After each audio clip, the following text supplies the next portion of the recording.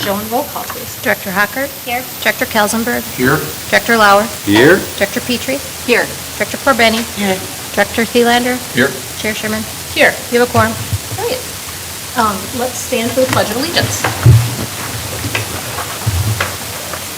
I pledge allegiance to the flag of the United States of America and to the republic for which it stands, one nation, under God, indivisible, with liberty and justice for all.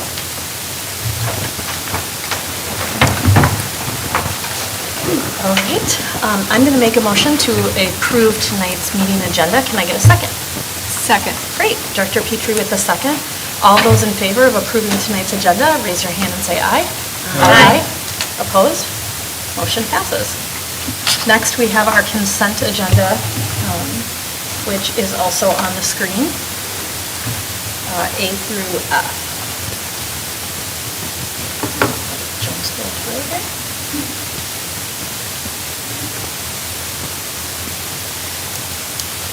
Great. I'm going to make a motion to approve tonight's consent agenda and would ask for a second. Director Thielander? So there's a first and a second.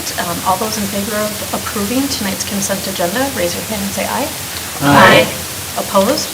Motion passes. We're moving into we're kind of restructuring again. We're still working with the new agenda structure. So first up is our Power School Suite for 2023 and 2024 school year, and this falls under ensure the learning process is adaptable to meet individual student needs. And this will be Don Perry. Good evening. Hey, Don. Thanks for having me here. So what we're looking at is the annual renewal for our Power School products. I wanted to provide some context for what these products are, kind of where they come from in our system. And so in general, when you're talking about your core student suite of software, you're looking at your student information system, which is what does all your state reporting, mandated state, federal reports, et cetera, manages transcripts, et cetera. You also have your learning management system. Those are your grade books. That's where homework's assigned, where teachers and students spend the majority of their time. You have an assessment system that does your standard, common, formative, and summative assessments. This is how we make sure we know if kids are on track in any class, generally from K through 12. And then recently we added a data analytics engine, and that's what lets us really see disaggregated data by student groups and do more comprehensive program evaluation. So that's what I would say is the core of what's here. What I want to point out is in these costs, so Power School replaced Skyward in 2021. We added the online enrollment piece with that, so our parents can enroll online now. Schoology was implemented in 2018. It was actually purchased by Power School, I believe, in 2020. And so that used to be an invoice under a different name. Performance Matters replaced Illuminate's DNA product in 2021. Talent Ed, the district has used for a long time. I put on there it's been used since before 2015. Its inception predates my employment here, so I'm not sure when we started on that exactly. Unified Talent replaces PD Express. That's how we manage our teacher CEUs, that's their continuing education units, and how we administer a lot of our training to our teaching staff. The PD Plus subscription is online training on all Power School products for staff. So when we bring on new counselors or new principals, we can get them up to speed on this suite of software more quickly. And then Unified Insights is the data analytics engine there. If you look at the cost of this and compare it to the systems that they replaced, it actually saved us about 20%. And so those were numbers that would have been good when we actually did the replacement. We did not have a data analytics engine at that time.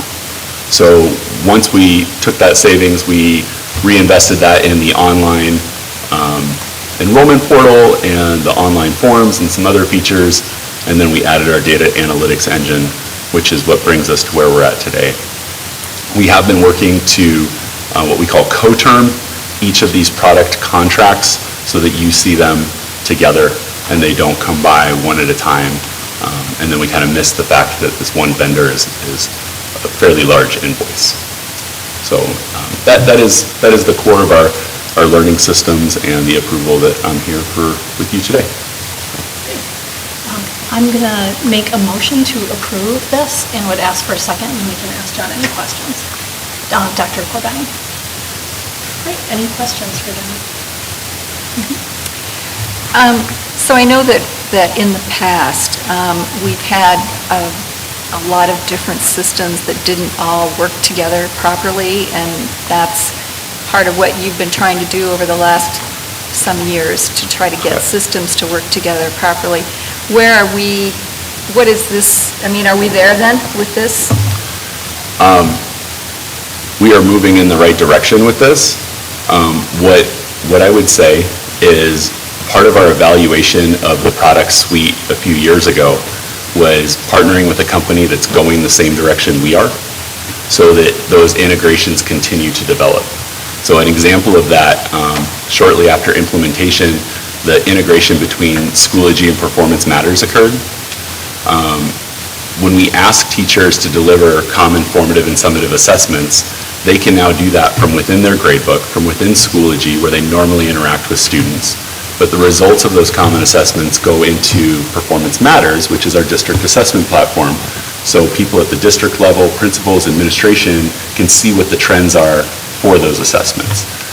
In the past, we had to send teachers and students to another product with a separate login that was not tied into the gradebook, and it was really hard to get people to buy into that process because it didn't serve the classroom's need.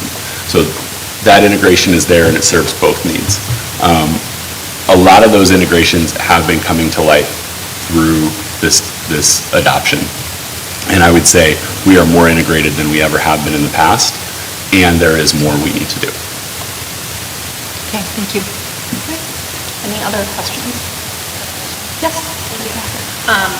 So as soon as we got Power School, we had a little trouble with parents having issues getting logins and getting everything pulled together. I just kind of was curious if we have any updates on how well that's gone now that we've done it for 2 years. Are kind of the bugs ironed out?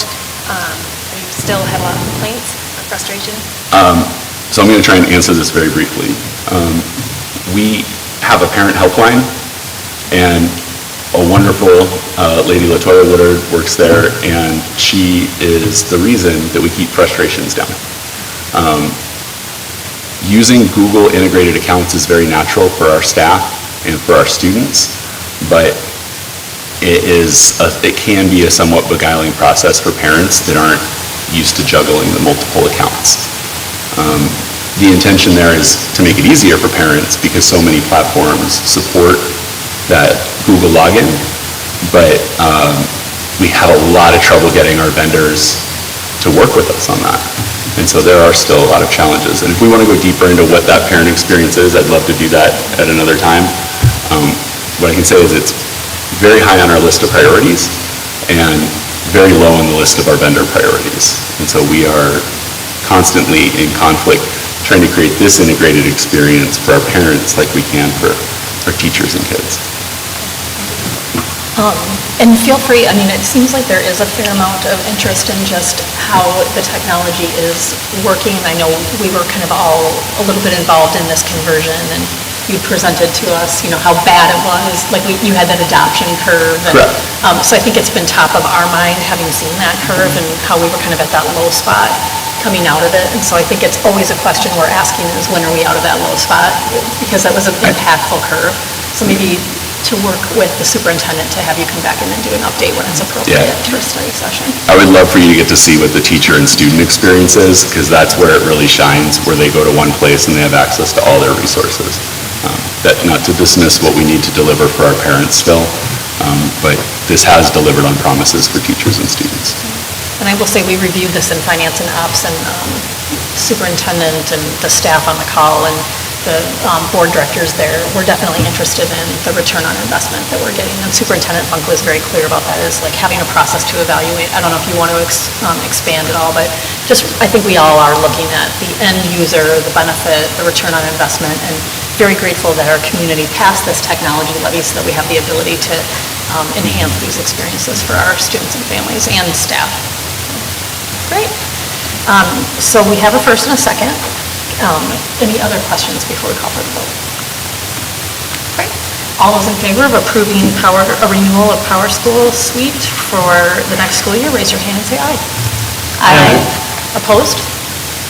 Motion passes. Thank you, John. Thank you. All right, next up, we have a QComp annual report, and for that, we're bringing Caleb.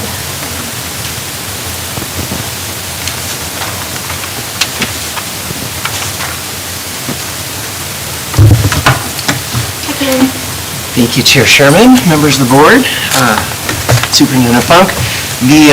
Pleased to share tonight's QComp annual report.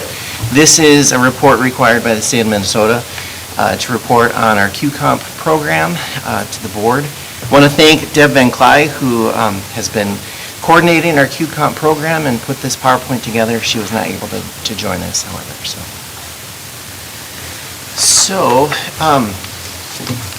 Just a quick reminder about what QComp is. QComp is an informal title for the Alternative Teacher Performance Pay System, often referred to as ATPPS. We refer to it as well as QComp.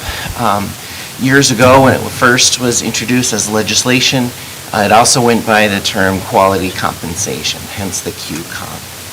So it is a program that identifies additional dollars to support increased and improved student learning by recruiting and retaining high-quality teachers, by encouraging those teachers to undertake challenging assignments, to create teacher leadership roles, and to provide incentives encouraging teachers to deepen their knowledge and learning around instruction.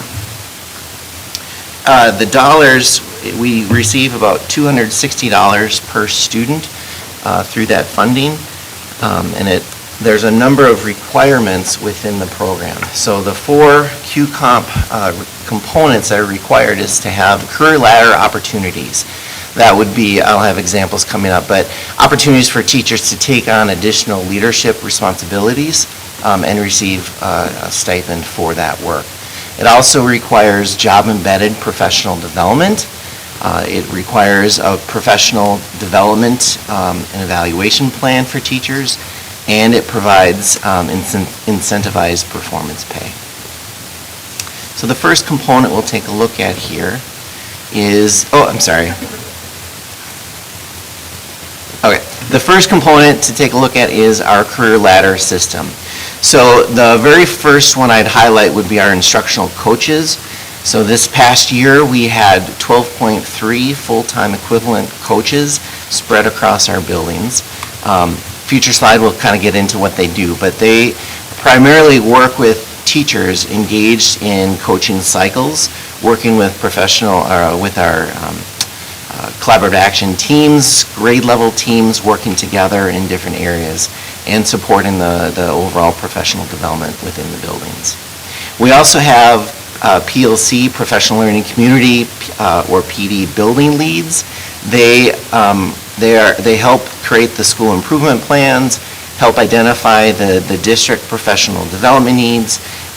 They're taking on additional responsibilities next year as we engage in the collaborative action team cycle in a little bit different way. We also provide mentors for our new teachers and new educators. So this year we had around 75 staff who received a mentor. You receive a mentor if you're in your first 3 years and are not tenured. And there's the stipend pay for mentors decreases as the experience of the new staff member increases because the work is a little bit more intense for those first-year teachers. Additionally, we have a QComp lead. That was Deb Van Cly, who I mentioned before, and special education site liaisons to help coordinate some of the work. The second component is job-embedded professional development. So I mentioned the mentorship. Every new teacher receives a mentor. They also receive some sub-release time to get into other classrooms, to do some observations, to engage in reflective conversations with the mentors. And that is, as I said, a 3-year process for our staff. We also engage in 2 new forms of job-embedded professional development. One is a learning cohort. So this was a group of teachers came together and said, we're really interested in learning about some topic then that they wanted to implement into their classroom. And so there was a structure for an instructional coach or one of our teaching and learning coordinators to work with that group to identify what it is they want to learn, where they're going to find resources, and help facilitate some of the conversations. I believe each of those learning cohorts met a minimum of 6 times throughout the year to research, to learn together, to talk about how they were implementing and what changes they were seeing in their classrooms. The other component that was new this year was our learning labs. This was opportunity through our teacher evaluation cycle for teachers to get into each other's classrooms, to do observations, to leave some reflective conversations about what they saw or what they intended within that environment. So because both of those were new, we also included them on our end-of-year survey. 66.9% of the teachers felt that the learning cohorts had a positive impact on their educator growth. Learning labs a little bit higher, and that learning cohort was a brand new structure, and sometimes it got confused with the collaborative action teams, another group of teachers coming together, sometimes the same, sometimes different, and so there was some confusion regarding which group was doing what, and so we'll be changing that structure moving into next year. In addition to those 3, our staff engage in formal instructional coaching cycles. So all of our coaches are trained in the cognitive coaching model, where they will engage in a conversation with staff around their goals, what they want to learn, what they want to improve in their classrooms. They'll conduct observations. They may help find research and different strategies. They may do some co-teaching or some modeling, and then the teachers engage in that work. And then the coaches go in, conduct observations, share their findings, what they saw, and lead that reflective conversation about what comes next. And the 5th area then is our collaborative action teams. In previous years, we referred to these as professional learning communities or PLCs. I think I shared a few meetings ago, and I'll certainly do it again this fall. We changed the name to collaborative action teams to really focus on data, responding to the data of our students, looking at strategies that have a positive impact. And so we've begun some of that work. We've been revising that structure, and so we've had some engagement in that, and we're seeing some positive impact from the survey results so far. That will be a much more significant focus next year. Caleb, can I ask while we're here? Yeah. So the 4 components are laid out and the requirements to qualify for the Q-Comp. The individual bullet points underneath that, are those laid out as well? And or those are the school comes together and the district comes together and says, this is how we're going to meet the needs of that? Yep, great question. So if I go back to this slide, so these are the required components within the legislation. We put together a plan to present to the Department of Education. They then approve that plan. And so the specific components on the next slides that delineate the Stillwater program are very different from the other schools participating. So when you look at Q-Comp across the state, they all have these core components, but how each district does it might be a little bit different. Is that evaluated by the Department of Education at the state level annually? So a long time ago when this program began, there were evaluators that went into every district, and they found that it was just too much for them to manage, so then it became a responsibility internal through surveys or through doing walkthroughs and visits and conversations. So MDE, Department of Ed, has no direct oversight within the program like they used to, so that's all internal. The third component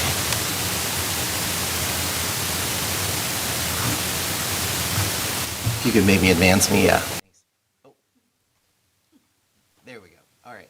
The third component is our teacher development and evaluation plan. This is a requirement now that all districts need to engage in, but it is a component that existed for all QComp districts prior to legislation. And so as part of this process, teachers set an individual goal. They engage in observations and evaluations with those peer teachers in a learning lab visit, or a principal, depending where they're at in their cycle. Principal will go in and conduct that evaluation as well, to provide the final end of year or end of cycle feedback. Critical in that is series of self-assessment components and opportunities for reflection. I always say, job-embedded professional development and reflection have to go hand in hand, and so this self-assessment and this reflection within the process is a critical element. The fourth component then is the performance pay. So our teachers receive additional pay based on meeting a school-wide achievement goal. They also set individual student achievement goals that they can receive compensation for. And then they also need to complete the teacher development evaluation process and participate in the learning cohort. And so the total dollars, I think, are in the next slide. Oh, no, they're not. I'm behind. So teachers can receive up to $1,500 through this process. Each of those have a different dollar figure to them. Can I ask a question? Do Yeah. all teachers, new teachers participate? All teachers participate in this. Yep. So I mentioned our focus for this year. Actually, did we go? Oh, yeah. Sorry. Behind. So our focus for this year was refining some of those QComp components.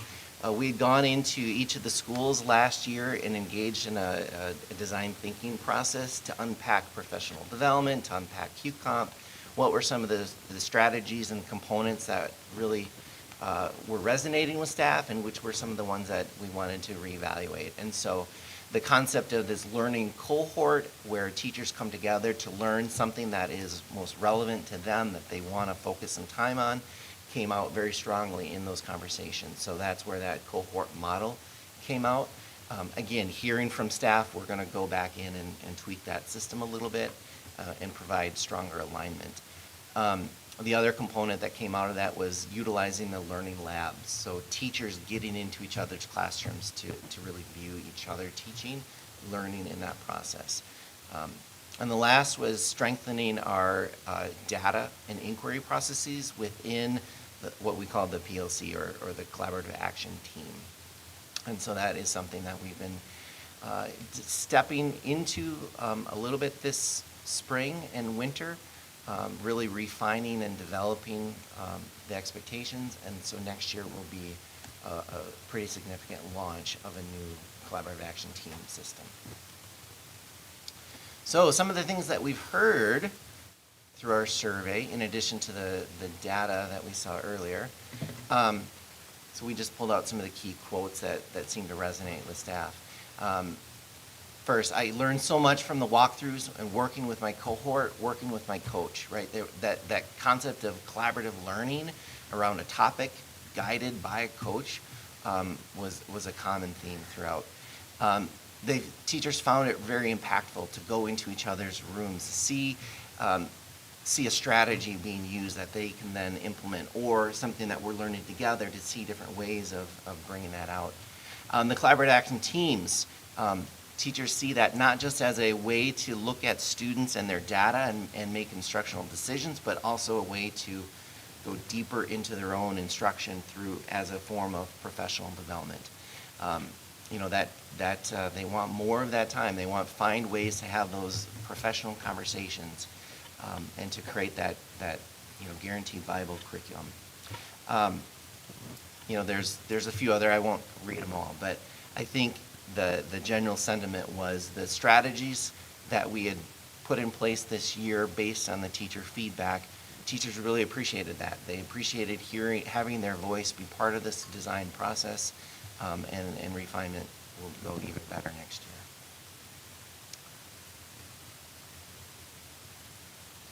All right, so our focus next year, as I mentioned, is going deeper into that collaborative action team structure, really designing an intentional process for looking at data, for identifying strategies that will benefit students who are working below grade level, near grade level, and performing above. If you remember the four questions that we use around professional learning communities, what do we want students to know and be able to do? How will we know that they achieve it? What will we do with those students who are experiencing struggle? And what will we do for those who are already learned it or ready for advanced material? So we're working to refine our process to answer those questions in a structured manner. Part of that is aligning our goals and strategies. So as we roll out an operational plan, as we identify some key strategic directions, making sure that our school improvement plans align with that our collaborative action team plans find connection within that overarching umbrella of goals and strategies as well. So that will be a significant focus. That begins with a lot of teachers tomorrow as we'll bring together building leadership teams to look at some of our early data to start identifying how are we going to function in this new building leadership team structure to set the stage for August data retreats and deeper school improvement planning. And the last is, again, focus on data and connecting student data with goal setting and job-embedded professional learning. I'm happy to take any questions you might have. Thank you very much, Kelly. I'll open the floor to any questions for Director Haggard. Quick question for you. You speak a lot about the data that's being used. Is this data collected through PowerSchool, or is it coming through other programs that we're using? Like, where are we getting all this data from? Testing? So the building goals as part of QComp need, in the past, have had to be an external measure. So MCA data, MAP data, FastBridge data, so it had to be, and so we could set goals around an achievement level on MAP, or it could be a growth goal within NWA or FastBridge. So the data comes from those pretty high-level assessments. That data does get loaded into our various systems that John was speaking to. Any other questions? Director Kelsenberg? So they'll go into other educators' rooms, they'll meet with their coaches. When does that happen? During prep hours, after hours, or some other time? So we've set aside sub-release time for staff to be able to do that, whether it's a half day or a sub just floats from room to room, freeing up the teachers to do that. It could be done over the prep period as well. We set dollars aside, and a lot of buildings said, "Hey, I just want to do it on my prep," and so they went into another classroom, took some notes, and used their time that way. So there's quite a bit of flexibility in terms of how that is completed. Thank you, Kim. I love the idea of these kind of learning cohorts and learning labs. I think we all don't know what we don't know, and so if someone in, like, say, second grade or fifth grade is doing something exceptionally well, what a great way to hopefully be sharing that, from that best practices across the district, rather than trying to recreate the wheel. So from that standpoint, I think it's great.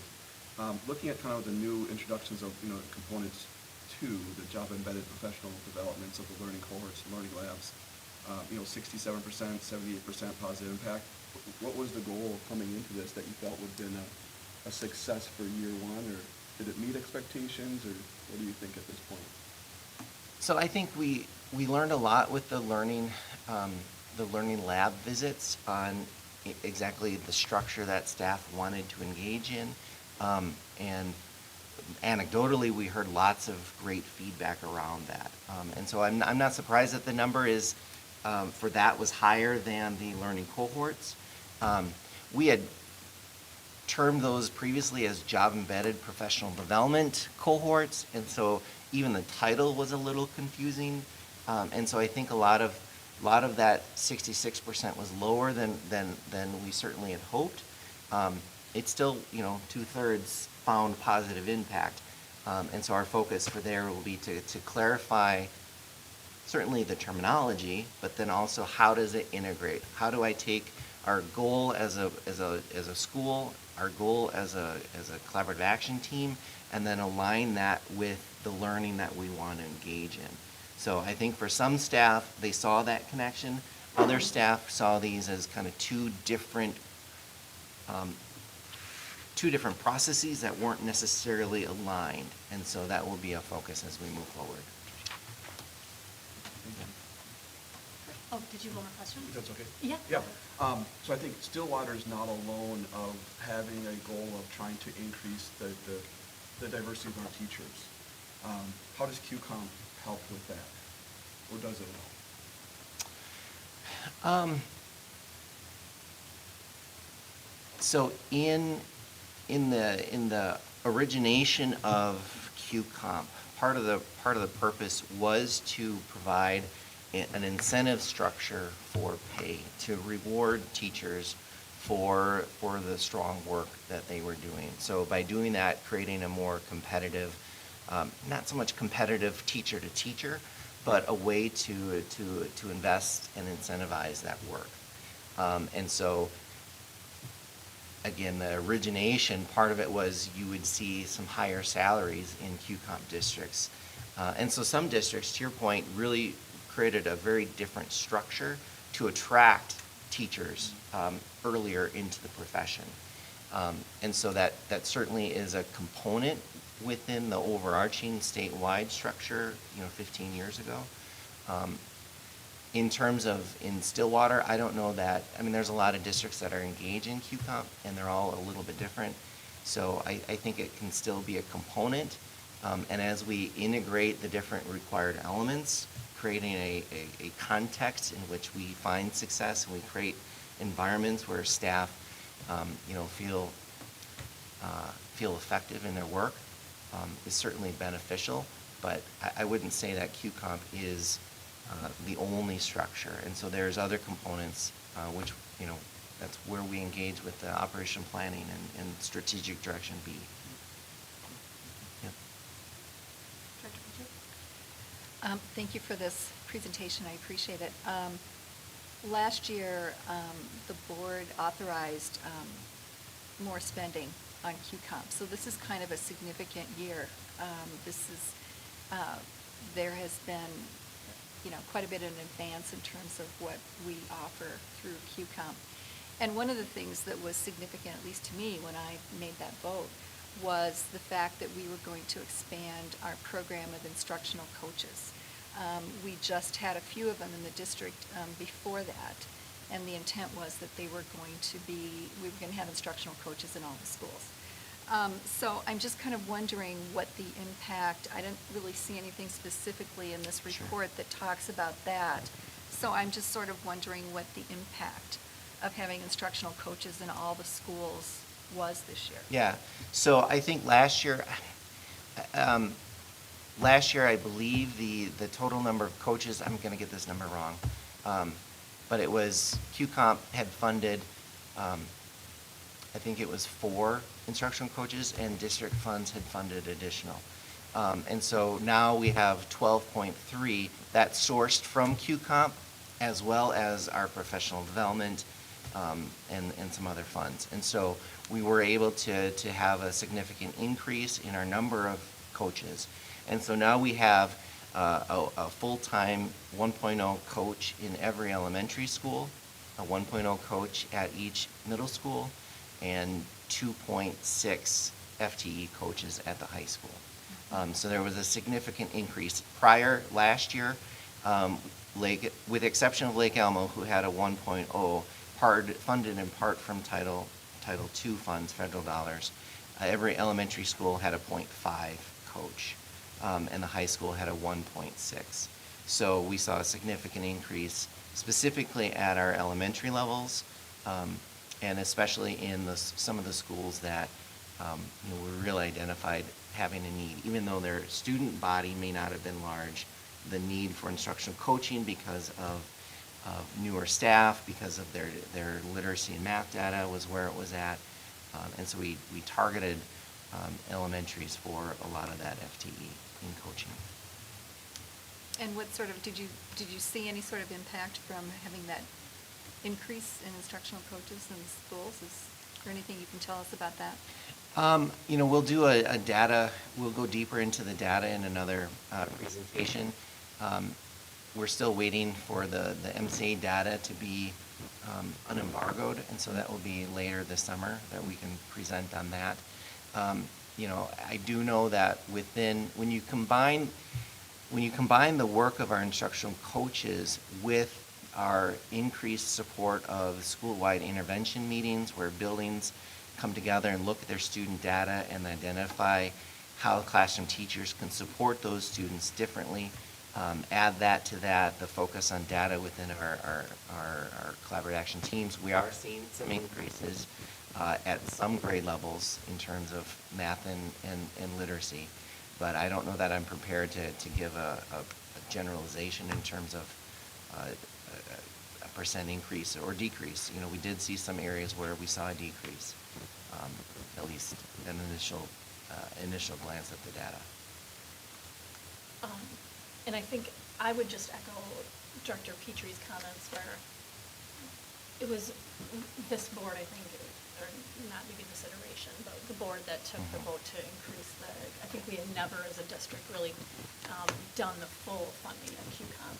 And I think we were hearing from our teachers that they were really interested, especially in that job-embedded PD opportunities. And so I think our hope, and I know that Deb at Van Clyde did a really good job preparing us that it doesn't happen in a year, that it's going to take a couple of years to show these results. But I think because we dedicated the funding to invest in this area, we're looking to see how some of that, again, that return on investment, how are we going to measure what this funding did for our students and our families.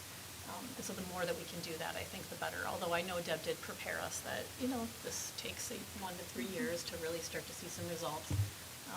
But we were excited to provide that funding to the QCOM team because it was going to increase the instructional coaching and the job-embedded PD and that mentorship that the teachers were really valued.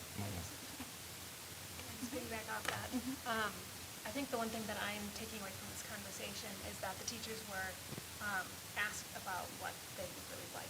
So as much as we all had kind of expectations of what we're hoping to get out of QCOM, I do appreciate that staff asked our staff what would be most effective and helpful for them. And to me, my big takeaway is getting in to see each other's classrooms was a big win, I guess, for a lot of our teachers. So I appreciate that they got a say as well as board say in what we expect, and that hopefully that will continue to create this culture of learning where teachers really can improve their skills within their classrooms because then our students win. So thank you for that. Thank you. Thank you very much. All right. Our next strategic direction is utilize systems and align resources in an efficient manner to support learning. And with that, we have an update on the long-term facility maintenance plan. So welcome, Mark. Good evening, Chair Sherman, members of the board. Tonight I'm here to provide a comprehensive list of projects that qualify for our long-term facility maintenance funding. In your packet is the proposed list for the fiscal year 2025. The list was developed in partnership. We met with building principals, we met with building head engineers, with our architect team, with our construction manager team, and then ultimately we met with the finance department to make sure that the budget that we come up with the projects fits within the overall district budget that we have planned for our schools. The total for these projects is $10,945,823. Most of the projects on this list will be completed next summer, so the summer of 2024. The fiscal year is always kind of a year ahead of when the summer projects will be completed. In the proposed list, you're going to see projects at every building except Brookview Elementary, which is our newest elementary school. And just kind of a sample, I'm not going to go through all of them, but I'll definitely be available for questions with anything you have, but just kind of sample of some of the projects that we have is kind of a classroom update or refresh at Stonebridge. So 8 of the classrooms that we're going to replace: the ceiling, the lights, the flooring, the sink, the water lines, the operable walls, etc. Same thing at Lily Lake. In the MAG area, what they refer to as the MAG area of Lily Lake is going to get the classroom remodel there. remodel the Afton Lakeland, the main office, and the nurses area, again with the casework, the flooring, the ceiling, the lights, et cetera. New this year is playgrounds. So Rutherford is having just the playground structure, because remember, LTFM, or long-term facility maintenance dollars, is like for like. So it's nothing new, but it's replacing things that currently exist that are either outdated or that need repair. So the Rutherford playground is on that project list, as well as the preschool, or the littler playground at Lily Lake Elementary. So there are 2 playgrounds on the list that haven't been there in previous years. In addition to that, there's a boiler project at Oakland Middle School, which will be replacing the boilers, as well as some parking lot repairs at the high school and at Oakland, and some sidewalk repairs at Rutherford, Stillwater Middle School, high school, et cetera. So there's just a different project at each one of our buildings to replace things that keep our buildings running efficiently and running smoothly. So with that, I will kind of pause here and open up for any questions or comments that any of you may have. Director, any questions or comments? Was there anything that that maybe couldn't fit on this year's project list that you have already in mind, or that you wish could have fit and just didn't, or is there anything that? So there's always things that you'd like to get done. So we can create a 10-year plan. So we kind of have 10 years laid out and mapped of, say, here's what we're doing in FY25, what we're doing in FY26, et cetera, et cetera, et cetera. What we try to do is really work with finance in terms of the levy to make sure to try to keep the levy as stable as we can.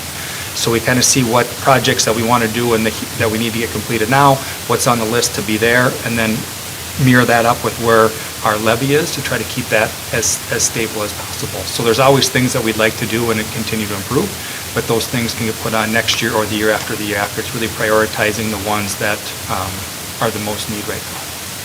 And I know this came up last time, and I think this is a really good example of how one tool that we have to take care of other buildings and do really much needed updates that isn't going out for a bond to taxpayers, but it's leveraging resources that we do have to take care and update maybe some buildings that need a little attention, so. Great. I don't have any questions either. I mean, just, again, I think you and your team do a phenomenal job on the maintenance, so thank you very much. It's a team, they do a great job. Great, thank you. And last but not least, we have Marie here to give us a preliminary budget update. Hi, Marie. Good evening. So this evening, I'm providing a preliminary budget update for fiscal year '24. In addition, I'll be providing some preliminary projections for our end of year, current year. So again, just to highlight, these are some of our influencing factors. You've seen these before. First and foremost, just to highlight again, how we end the year in our current fiscal year also influences how we set the budget for next year. That fund balance is very important and highlights how we're going to operate and manage the budget. Also, enrollment fluctuations, again, that impacts our revenue. A lot of our revenue from the state referendums, our levy is impacted by our enrollment, and also our class size building capacity. Contractual settlements, those again, they do influence our expenditure activity. Legislative adjustments, you saw that this year, and we'll continue to refine our numbers as we know more and as we continue to calculate. We'll be coming to you with budget revisions. And again, bond ratings, again, that really impacts the overall ratings of the district, can impact the cost of your interest. And then funding that's one time only, those that we know about, the largest are the federal dollars. Again, the COVID-19, all the grants that we're monitoring over the next year and a half, those that expire, making plans for those, and then inflation, of course. So what you see before you is a revenue and expenditure summary that highlights all of our funds within the district. There's a couple that are an exception that we have for our other post-employment benefits that I did not include. But I'll kind of highlight for you our general fund, and this is our current year. We start with our audited fund balance, and you kind of walk across. I'm going to just highlight briefly the projected revenue and expenditure activity, and this is again data through June 9th, so most recent. And what you're seeing, that net change in fund balance really is spending some of those restricted fund balance categories in the operating capital and our long-term facility maintenance funds. Those are projects that were planned. Again, we're seeing that activity and monitoring that. So you're seeing that overall general fund balance of about 17.5 million. Again, that's not our unassigned fund balance. A lot of that is restricted. And you'll see that down on the bottom right-hand corner as I point down there. About 13.2 is all of the categories that are not in that unassigned category. It's about 13.2. What is being projected, though, is about 4.3 million, or about 3.2%. So we are seeing a little bit of an increase in our overall unassigned for our current year. And I'll just caution that with, this is a projection, nothing's perfect. So again, we're just monitoring that activity right now as we near the end of June and we continue to close out the year.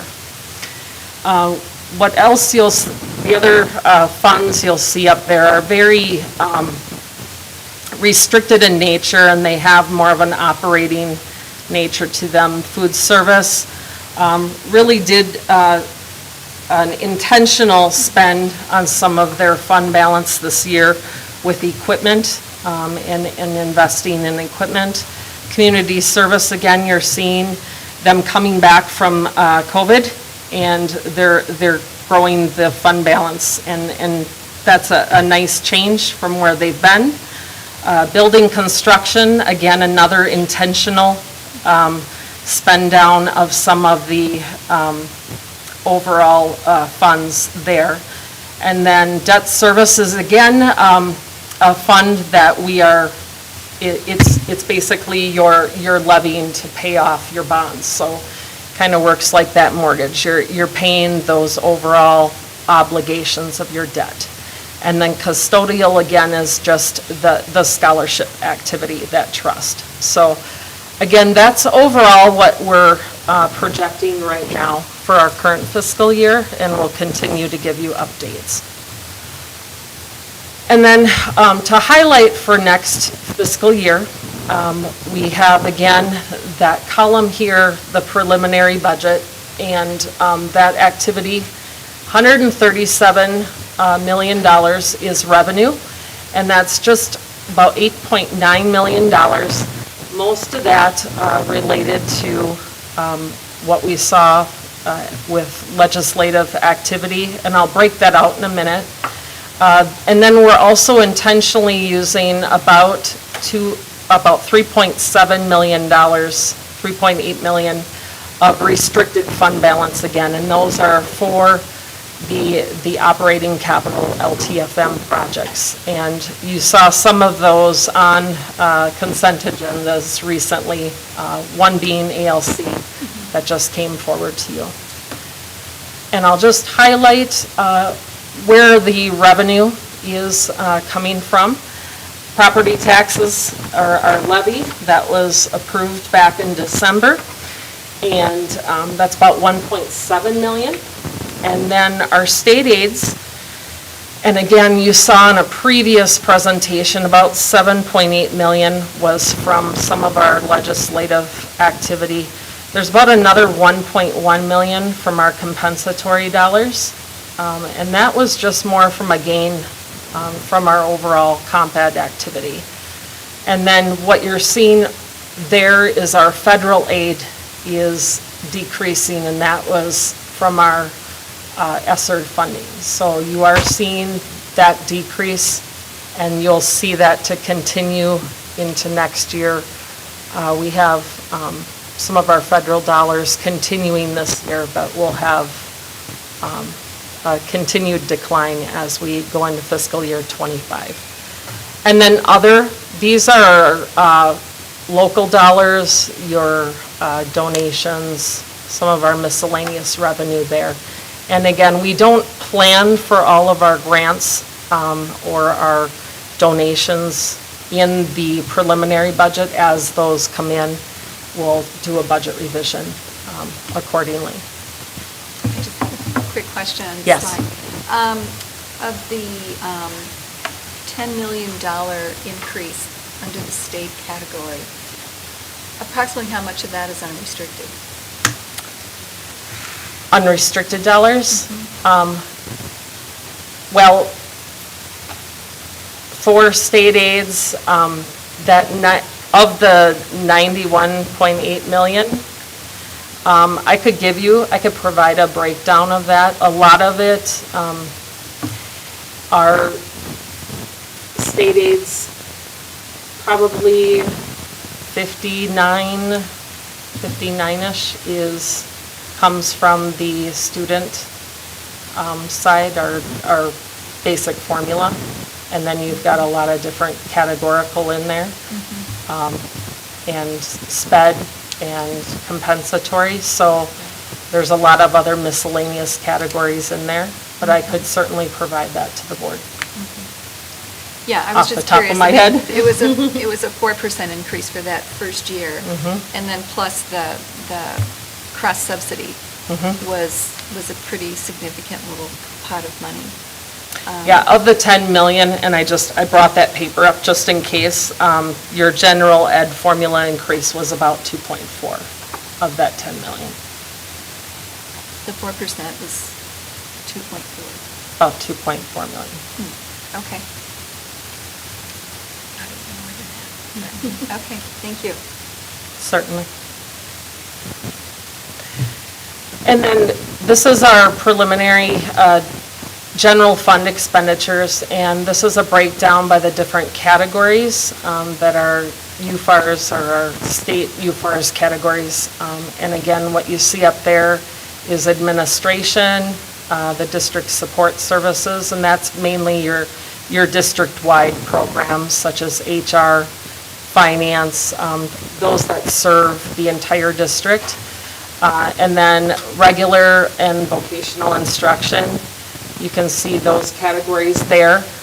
And then special education instruction, instructional support services, and then pupil support services, transportation, and then sites and buildings, and then fiscal and other fixed costs. So what you can see overall, the theme there is that each of the categories did increase. It's just shy of about $7 million. And just to highlight a few things, some of the investments, around the library, investments that we're doing, the additional tech levy funding that we're receiving from our levy this year. And just to highlight, even though that our federal dollars are decreasing, we're continuing to invest in the classroom overall. We're also doing the science curriculum, so that's part of the overall regular instructional investment. You see that large increase there. It's part of that overall regular instructional category there, that investment. So just highlighting some of that overall, those investments that we're doing.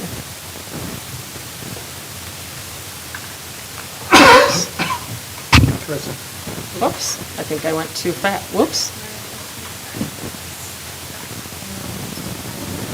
Try 7.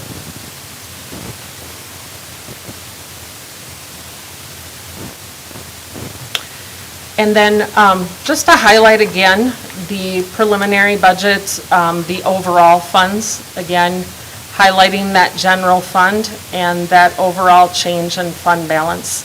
So again, we looked at the revenue, we looked at the preliminary expenditures. That overall change in fund balance, we're going from about 17.5 million. We're using, again, some of the restricted funds, and that's about 3.8 million.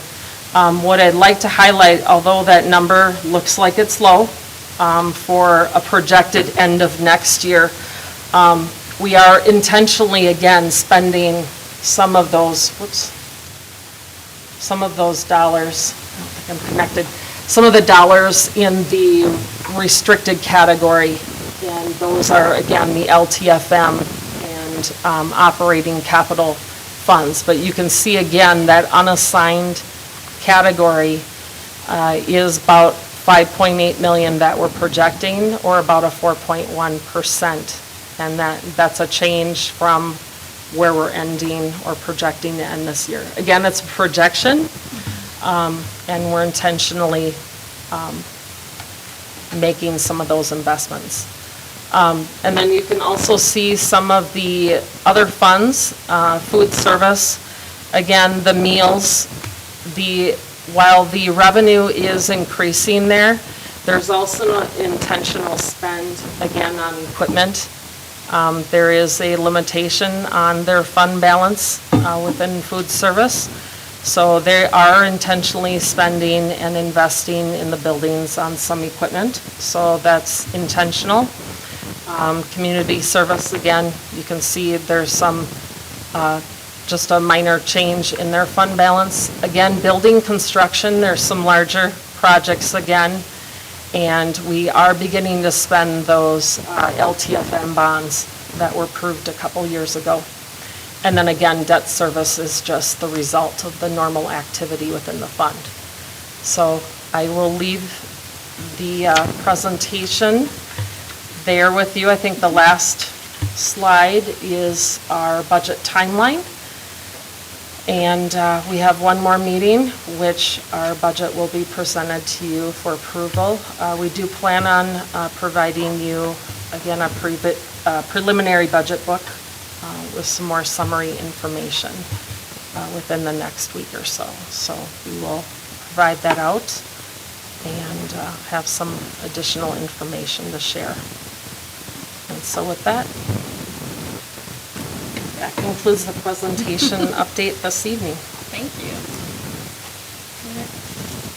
Any questions? I have a quick one. Yes. So, thank you for that. My question is with respect to the HRSA funds. So with the reduction in those funds, how are you, I'm sure it's impacts some programs, right? So what are you doing to balance the budget there so it doesn't take away from some of what we've been doing? Well, first and foremost, I've been working with the team behind me because those funds were intentional a couple years ago when they were planned. And as those dollars begin to expire, we're looking at opportunities to embed those positions within the programs that they were intended to be. Some may need to leave over the next course of the year, but we're assessing first, and some of those positions may be retained. So again, it's working with the team over the next course of the year, and I think those strategies, again, it's looking at what we are building and eventually for our strategic plan, what does build for our academic return on investment too. So it's all about strategic planning for our students. So I'll leave it to the superintendent if he has anything to add, but I am big on making sure that we're doing what's for the students too. I can tell you that when we started to get these funds 2-3 years ago,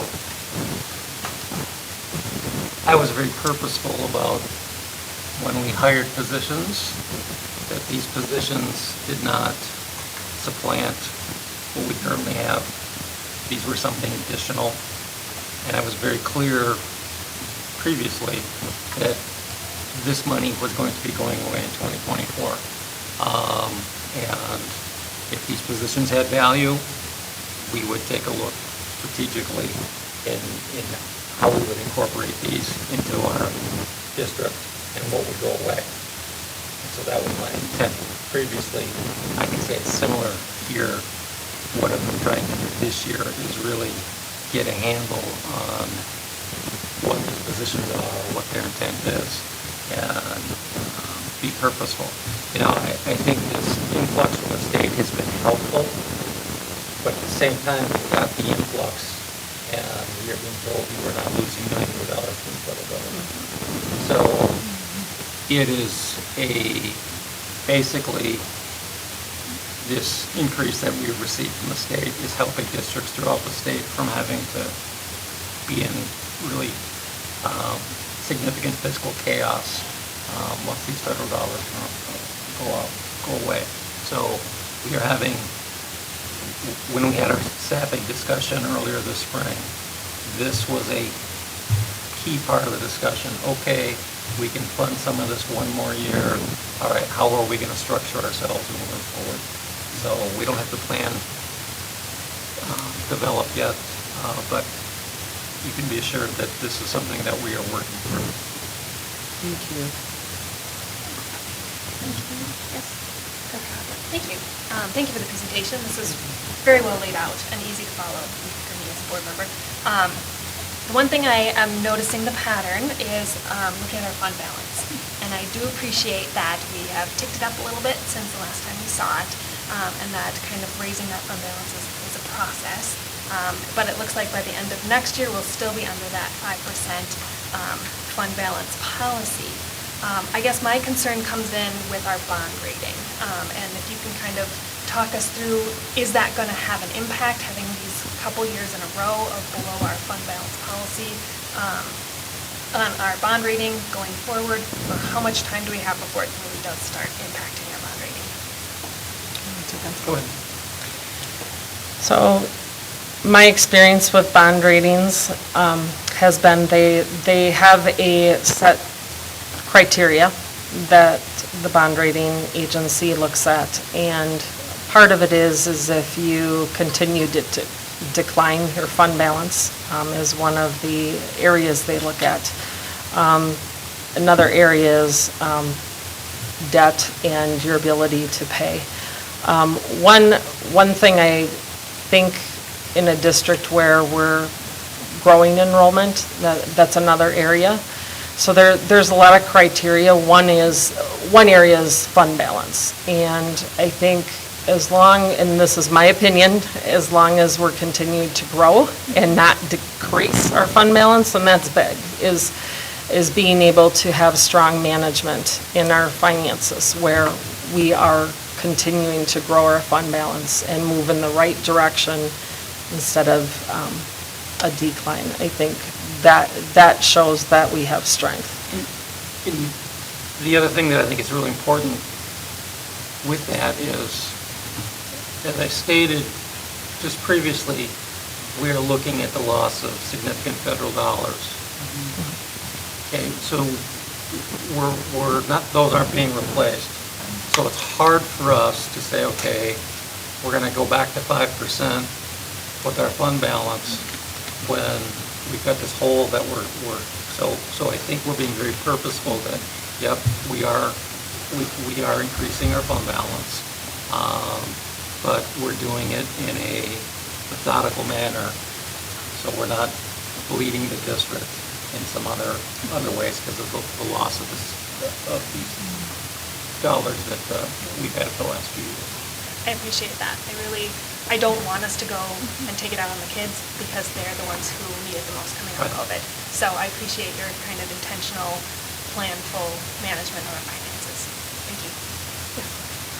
Thank you. I appreciate that too. I mean, I really appreciate the way you're looking at the situation. I mean, we could save money there and the kids will suffer. Right? I mean, it just doesn't make sense. So I really appreciate what you're doing there because, you know, we can always build that up, like the record said. So thank you. Thank you. All right. The next, I guess, two items are two closed sessions that we have tonight. So I'm going to go ahead and move us to closed session. I'll read the following statements. The next two items on the agenda are closed sessions. The first closed session is a review of pending litigation. In order to consider this litigation, the school board must meet with its attorney in a confidential setting to obtain advice regarding pending litigation. It would be detrimental to the interest of the school district to hold a public discussion with its attorney regarding its legal positions and strategy. The matter to be discussed is Independent School District, number 834, Stillwater Area Public Schools versus Metropolitan Transportation Network, Inc. The specific subjects to be discussed pursuant to Minnesota Statute 13D.01, Subdivision 3, are the district's legal positions, defenses, and strategies with respect to the pending litigation. Pursuant to Minnesota Statutes, Section 13D.05, Subdivision 3B, and the attorney-client privilege. The second closed session is to develop or consider an offer to purchase or sell real property. Pursuant to Minnesota Statute 13D.05, Subdivision 3C3, which allows the board to go into closed session. I will entertain a motion that the meeting now be closed for the purposes stated. Motion, I'll go ahead and make the first motion, and then Director Hocker will have the second.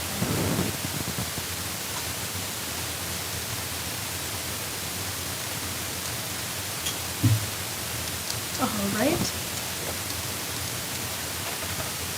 Then do we do a roll call vote on this, or do we just go? You do a roll call to go into closed session. To go into closed and session. then- Dr. Hocker? Yes. Dr. Kelsenberg? Yes? Dr. Lauer? Yes? Dr. Petrie? Yes. Dr. Corbeni? Yes. Dr. Thielander? Yes. Chair Sherman? Yes. You have a quorum. The motion passed. Thank you. Yes, we do.